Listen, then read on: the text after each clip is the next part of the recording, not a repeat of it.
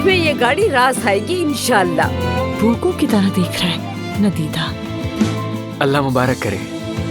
Car Almas की है? मैंने ली है। मुझे लगता है कि अली को तुम्हारा ये कार खरीदना पसंद नहीं आया। मुझे जरूरत थी इसीलिए मैंने ये कार खरीदी, लेकिन ये मुझे बहुत महंगी पड़ी। जानते हैं इसकी क्या कीमत अदा की है? अलीना और अली वेकेशन पर जा रहे हैं।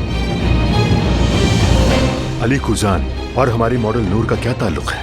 तुम नहीं जाओगे अलीना के साथ, तुम कहीं नहीं जाओगे। मैं तो उसे लेके जाऊंगा। अब तुम ये बताओ कि करोगी क्या? क्या मुझसे तलाक लेने का सोचा है तुमने? चलो इस वीडियो से भी जान छुड़ा लेती हूँ मैं।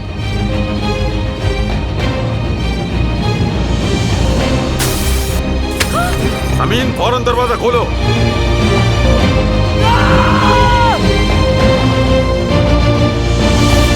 ये मोहब्बत बदुआ बन गई